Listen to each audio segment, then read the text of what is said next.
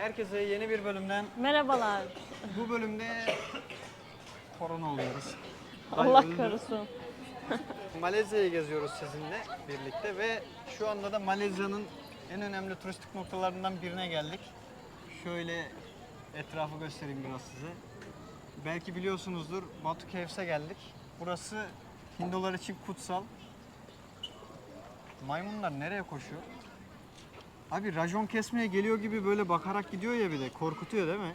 Muza. He, muza geliyorlar.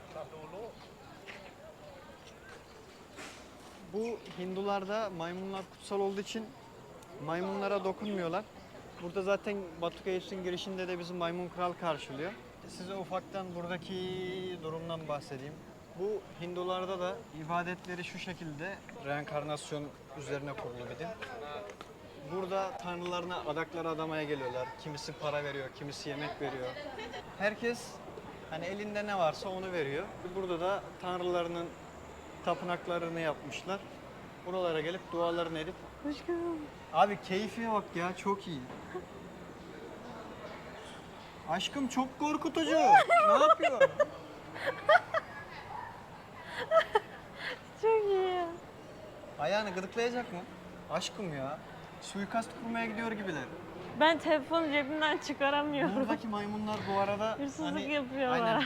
Yani çok fazla hırsız değiller ama ufak ufak burada da o alışkanlık başlamış. Parlak nesneler falan gördüklerinde alıyorlarmış. Hindularda da yine şey var. Kutsal alanlara ayakkabıyla girmek yasak. O yüzden herkes ayakkabıyı çıkarıp ondan sonra giriyor içeriye. Burada ayakkabıyı koyarsanız da maymunlar direkt ayakkabınıza el koyabiliyor. Şu an burada da şöyle bir tuzak kurmuşlar abi. Normalde Batu Caves'e giriş ücretsiz. Girişte birisi karşılıyor sizi, yani tapınak bölgesine giriş ücretsiz. Girişte birisi sanki giriş sağdaymış gibi sizi sağa yönlendiriyor. Orada diyor ki işte mağaralara girmek istiyorsanız buradan girmeniz gerekiyor diyor ve sizden 15 ringgit ücret istiyor. O da yaklaşık 120 TL falan yapıyor kişi başı. Ama normalde giriş ücretsiz. Yani bu da aklınızda bulunsun, bu tuzağa düşmeyin. İkinci olarak da yine size bir ipucu vereyim. Buraya girerken uzun elbiseyle gelmeniz gerekiyor. Eğer şortla veya kısa elbiseyle gelirseniz buradan elbise almanızı istiyorlar. O da yine yaklaşık 20-30 ringgit arasında satılıyor elbiseler. Buraya Burası gelirseniz da uzun giysilerle gelin. Bu arada bu bölgede, yani Malezya bölgesinde de yine çok fazla Hindu var. Bu Batu Caves de Hindular için kutsal bir bölge, haç bölgesi hatta. Yani buraya gelip haçlarını yapıyorlar. Ücretsiz haç, sadece metro parası ödüyorlar. Aynen. Çok iyi. İki ringgite haç yapma imkanına sahipler buradaki Hindular. Her gün Ama gelip birkaç tane yapabiliyorlar. haç seçenekleri varmış. Ya Birkaç ama yer en varmış. önemli noktalarından birisi burası da, haç noktası olarak Hindular için. Mağaraya çıkmadan önceki 3. tapınağımız. Hiç Hindularda gözükmüyor. tarih bol olunca her yerde tapınak var. Her şeyin tanrısı Sabah- var bir de. Öyle bir durum var. Oğlum bu dayı niye yuvarlanarak gidiyor? Ondan sonra tapınağa girerken de ayakkabıyla girmek yasak oluyor. Haccın 1. basamağına ulaşmak için böyle bir süreç mi izliyorlar acaba? Dayıyı bir kenara bırakalım. Biz şimdi size buradaki mükemmel altın kaplama heykelden biraz bahsedelim. Arkamda gördüğünüz heykel de Kral Murugan heykeli. Hindulara göre bu savaş ve zafer tanrısı. Bu heykel yaklaşık 42 metre boyuna sahip ve dünyadaki en uzun Murugan heykeli olarak geçiyor. Söylentilere göre dışı altın kaplama ama bir tane daha rivayet var. O da şöyle, bu heykel çalınmış. Sonrasında tekrar farklı bir şekilde yeniden yapılmış. Hangisi doğru bilmiyorum ama şu an asıl önemli noktamıza geldik. O da bizi uzun bir yolculuk bekliyor. Tam 272 adım. Bu merdivene çıkıp sonrasında mağaraya giriş yapıyorsunuz. Abim yuvarlana Aşkım. ulaşmış. Buradan Arama yapacak. kalan yolculuğuna devam ediyor. Bizim haç yolculuğumuz başlasın. Senin ikinci haccın mı? Kurrağa da çıkmadı ama. Maymunlara bak ne güzel keyif yapıyor ha. Hani? Şurada. Ha. Merhaba. Kura da çıkmadı ama Başka bir dinin haccına da geliyorum böyle. hava aşırı sıcak şu an burada. 1, 2, 3, 272 basamak neyi sayıyor? Garantiye mi alıyorsun? 9, İnanmıyorum. 10, 11, 12, 14, 15, 16, 17 basamak var bak. Her periyotta. Ha. Arada şey yapmışlar. Dinlenme yerleri olsun diye böyle düzlük de bırakmışlar. Burada bazen oturup Aşkım dinleniyorlar. yavaş çıkar mısın? Lütfen. Yolda da sizi maymunlar karşılıyor yine. Hindular hakkında her gün yeni farklı bir şey keşfediyorum abi. Adamlar çok garip ritüellere sahip. Mesela bu abi de bu şekilde diz kapaklarının üstünde çıkıyor yukarıya kadar. Muhtemelen bunlar haç pointlerini arttırmaya çalışıyorlar.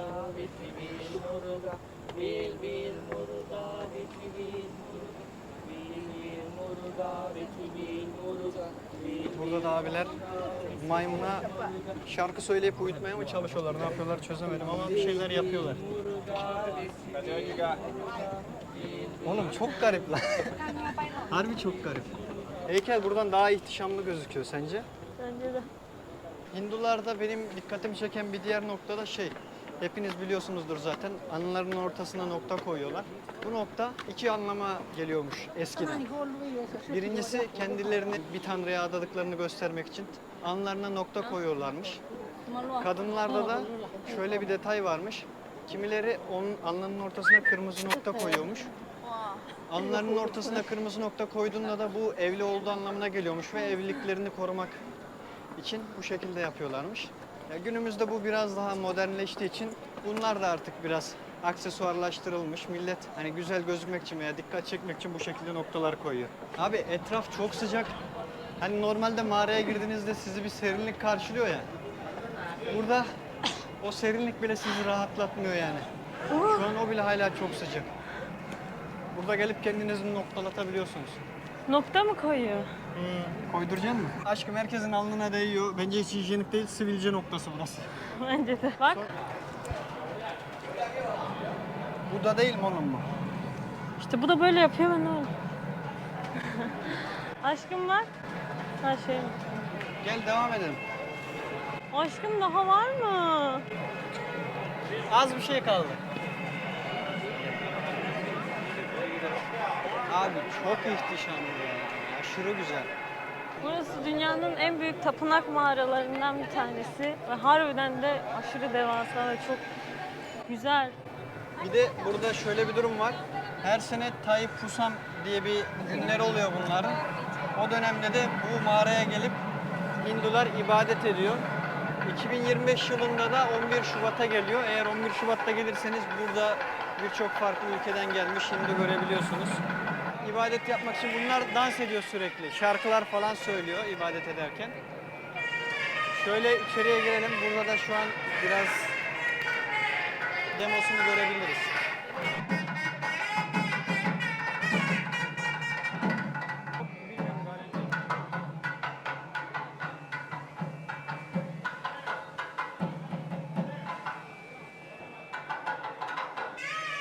Ay o kadar çok terledim ki Aleyna sırtı. Çok Abi komik. bak buradaki hava durumu anlatılmaz yaşanır modunda. Zaten Malezya'da şöyle bir durum var. İki farklı hava durumu var. Ya yağmurlu ya da çok sıcak oluyor. Onun dışında yılın 12 ayının 12'si de bu şekilde. Şu an bizim geldiğimiz dönem burası için en turistik zaman, yağmurların en az olduğu dönem. Buraya gelmek istiyorsanız da Ekim-Kasım aralığına başlayıp Şubat'a kadar en düzgün havaların olduğu dönem oluyor. Sonrasında burada deli dehşet yağmur yağıyor sürekli. O yüzden buraya gelmeyi düşünüyorsanız bu dönemlerde gelin. Bak Şimdi- bak kuş yuvasına götürüyor. Oha. Oha çok iyi olmuş. Abi Instagram'dan bizi takip edin. Mükemmel fotoğraflarımız var. Mükemmel reels videoları paylaşıyoruz. Aşağıya açıklamaya koyuyorum Instagram'ımızda. Allah rızası için bizi takip edin. Dilenci değiliz. Şimdi sizinle nereye gidiyoruz? Küçük Hindistan'a doğru yola çıkıyoruz. Bunun için de bir metro ile gitmemiz gerekiyor. Burada Kuala Lumpur'da her yere metro ile çok rahat bir şekilde gidebiliyorsunuz. Ve fiyatları da çok uygun. Şimdi size zaten bilet almayı göstereceğim. Bilet kioskları var. Buradan gideceğiniz durağı seçiyorsunuz. Şuradan bilet ala tıkladık. KL Central. Şuradan KL Central'ı seçtik. Tek gidiş. Şuradan seçtik abi. Hop dedik. Bilet fiyatı 2.60. Buradan ödemenizi yapıyorsunuz. Toplamda 2.60 ringgit. Yani yaklaşık 20 TL veriyoruz. Böyle kartımızı okuttuk. Bu bileti okutup girebiliyoruz. Şöyle tutar mısın aşkım? Ayrıca isterseniz burada şu şekilde kart satılıyor. Bu da 10 ringgite satılıyor. Bunu aldığınızda çok ucuz, ufak bir fiyat farkıyla Bununla daha yapmayacağız. ucuza gidebiliyorsunuz. Şimdi biz bunu aldığımız için QR okutuyoruz. Siz bilmezsiniz. Öyle bir anlattın ki. Heh, okutmadım. Ve çek. Her yerde böyle camlarda silah izleri var. Niye bilmiyorum. Burada savaş çıkmış sanırım zamanında. Bunlara bak, her yerde sıkmışlar. Camlar kırık ya ondan dedim. Kırık değil. Ateş ediyor. Şimdi Buçuk Hindistan'a geldik. Little India. Vay görüntülere bak. Kocam. Onu hemen de dağıtıyorsun aşkım. Oha, çok iyi kumaş ha. Ama model olarak güzel. Cacarica. Hadi gidelim. Güzel duruyor kız. Şu an Malezya'da 3 farklı ırktan insan yaşıyor. Bunlar Hintliler, Çinliler ve Malaylardan oluşuyor. Burada şeriat hüküm sürüyor normalde kağıt üstünde. Çok da şeriat yok. İlerleyen bölümlerde size birkaç sokak göstereceğim. Ne dediğimi daha iyi anlayacaksınız. Ama şey var, böyle herkesin dini kendine gibi bir mod var. Mesela Malaylar hani Müslümanlar olduğu için sadece bu şeriat onlarda var ama her yerde de bu şeriat geçerli değilmiş. Ama mesela ülkede Çinliler de olduğu için ya da Hintliler. Hintliler de olduğu için onlara özel Yargılanacakları kuralları bir da hukuk aynen sistemi varmış. de var. Aslında iki farklı hukuk sistemi var. Bence Müslümanlar mantıklı için yani gayet. şeriat kuralları geçerli. Diğer vatandaşların hakkını koruyabilmeleri için de onlar özel ayrı bir hukuk sistemi var diyebilirim yani. Şu an ülkenin resmi dini Müslüman Müslümanlık olarak aynen. geçiyor. Burada ülkeyi yöneten de kral şu anda. Ülkede eyalet sistemi var. Her 5 yılda bir burada her eyaletin başkanı oy kullanıyor ve yeni kralı seçiyorlar. Bu kral Müslüman olmak zorunda. Eğer Müslüman değilse krallığı düşüyor, yeniden kral seçiliyor. Malezya'nın genelinde her yerde gökdelenler var. Ama gökdelenlerin biraz ilerisine gittiğinizde, ne bileyim bir blok ileriye gittiğinizde böyle çok Fakir merdiven bir altı halkta sokak aynen. sizi karşılayabiliyor. Bunların hepsini ilerleyen bölümlerde daha net göreceksiniz.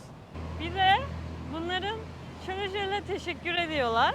Hintlerde Bir var tane dayıyla konuştuk. Adam sürekli böyle yapıyor. Hani bir titreme hastalığı olur ya. Ben de sandım ki adam hasta. Sonra Ali anlattı. Dedi böyle teşekkür ediyor bunlar. Ya Sonra sadece anladım teşekkür ben. ederek değil. Normal konuşurlarken de adamlar sürekli böyle kafa sallıyor. Bir yerden sonra hani bu şeylerde var ya, Çinlerde falan sürekli böyle yapma olayı. Hintlilerde de böyle bir durum var. Bir yerden sonra otomatik siz de Hintliler gibi kafa sallamaya başlıyorsunuz konuşurken. Aa bak. Cacarica. Singapur'un Hindistan mahallesi mesela çok bir temiz değildi. Ama burası bana temiz geldi şu an. Ya etraf çok temiz. Hani ama böyle sanki bir Hindistan sokağında hani böyle bir lokal sokak gibi hissettirmedi bana. Aynen. Normal bir sokakta geziyormuşum gibi hissediyorum şu anda. Ya evet, lokal ürünler var ama öyle bir size farklı bir vibe hissettirmiyor şu an burası. Ben Singapur'da onu çok iyi hissetmiştim yani, o Hindistan sokağı olayını. Evet. Sadece burada şöyle süsleme yapmışlar. O da biraz hafif bir atmosfer katıyor ama bence hala yeterli değil. Abi şu an bu küçük Hindistan beni hiç tatmin etmedi. Seni etti mi? Harbiden de küçük Hindistan şu an. Baya küçük yapmışlar. Hani sadece tekstil ürünleri satıyorlar. Onun dışında birkaç tane lokal restoran gördük hani karşıda. Singapur'daki Little India modunu vermedi yani. Şimdi biraz daha etrafa bakarız. Buradan Chinatown'a geçeceğiz. Bakalım orada bizi nasıl bir yer bekliyor. Evet sevgili arkadaşlar. Hava yağmura doğru dönmeye başladı. Gökyüzü kapandı, bulutlar geliyor. Birkaç saatte burada yağmur yağabilir. Buranın hava durumu böyle bir anda değişebiliyor. Abi buranın lokal turistik sokaklarını hiç beğenmedim ben ya. Hiç böyle turistik bir yer geziyormuş vibe vermiyor şu anda bana. Şöyle bir tapınağımız var. Ama burası Hadi. kapalı. Tapınak. Ay niye gülmedin? Seyirciler güldü şimdi. Yine Hindulara ait bir tapınak. Ulan Hindular burada her yeri ele geçirmiş durumda. Ya da en çok ibadet eden bunlar o. Hava ne güzel esiyor abi. Of. Ah. Allah'ım sana şükürler olsun. Daha önceki gittiğimiz yerlerde de hep tapınaklar bitti be. Bak gel aşko. O taraf Hinduların tapınağıydı yani Budizm tapınağıydı. Burada da direkt Tao'nun tapınağı var. Taoizm'e ait bir tapınak. Hep bunlar dip dip oluyor. Nerede bir Taoizm tapınağı görsek yakınlarda bir yerde mutlaka Hintlilerin de veya Hinduizm'e ait bir tapınak da oluyor. Şu an Malezya'da da bunlarda şöyle bir durum var. Herkes evinin önüne veya dükkanının önüne de böyle küçük küçük tapınaklar koyuyor. Her sabah 3 tane tütsü yakıp tanrılara dua ediyorlar. Bunu da yapmalarının sebebi kötü enerjiyi savdığını düşünüyorlar ve mutluluk, huzur getirdiğine inanıyorlar. O yüzden her sabah düzenli olarak bu şekilde ibadet yapıyorlar. Tapınakların, o küçük tapınakların içine de böyle birkaç eşya koyuyorlar kahramanlarına. Aa bak buralarda isimler falan var. Oha. Bunlar ne acaba? Bilmiyorum. Ölen Ne? insanlar olabilir bu arada. Bence değil. Ya da gelenler mi? Görmüş Bilmiyorum. geçmiş tanrı falan değildir. Kahramanların- Samuray Jack. Önemli kahramanlarına ait böyle onlara anımsatacak nesneler koyup onlara ithafen dualar ediyorlar her sabah. Bayağı büyük bir mahalle Chinatown. Buradaki en turistik sokaklardan birine geldik. Jalan Petaling sokağı. Şimdi yavaş yavaş içeriye doğru ilerliyoruz.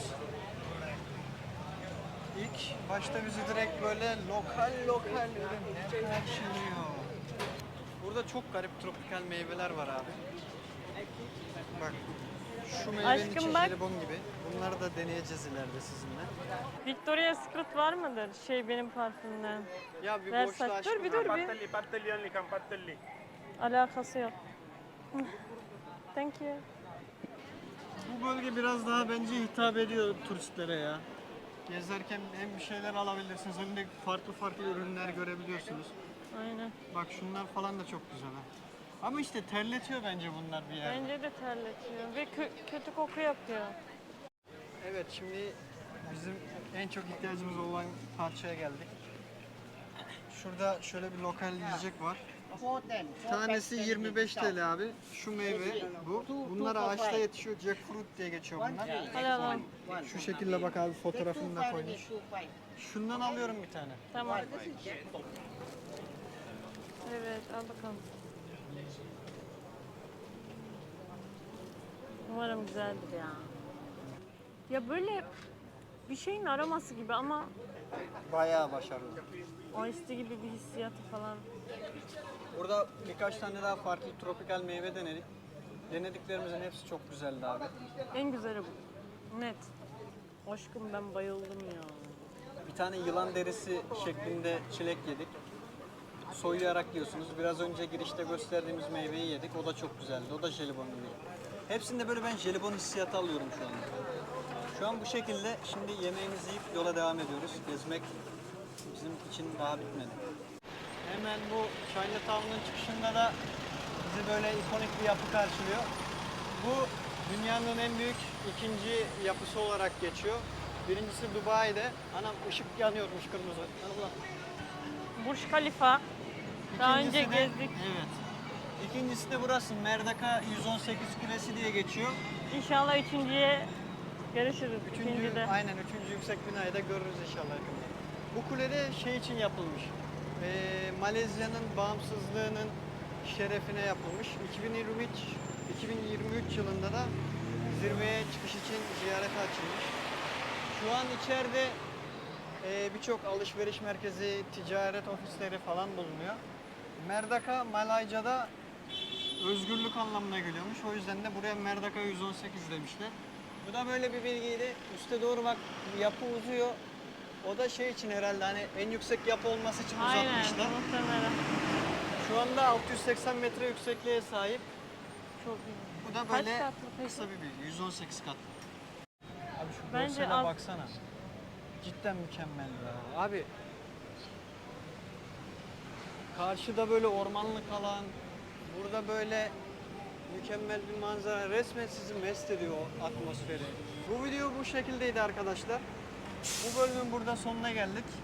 Gelecek Sonraki bölümde yine Kuala Lumpur'dan gezmeye devam edeceğiz. Size etrafı tanıtacağız biraz daha. Burada gezilecek, görülecek çok yer var. Böyle çerez modunda bölümler yapmak için parta ayırdık. Gelecek bölümde tekrar buradan gezmeye devam edeceğiz. Gelecek bölümde görüşürüz. Hoşçakalın.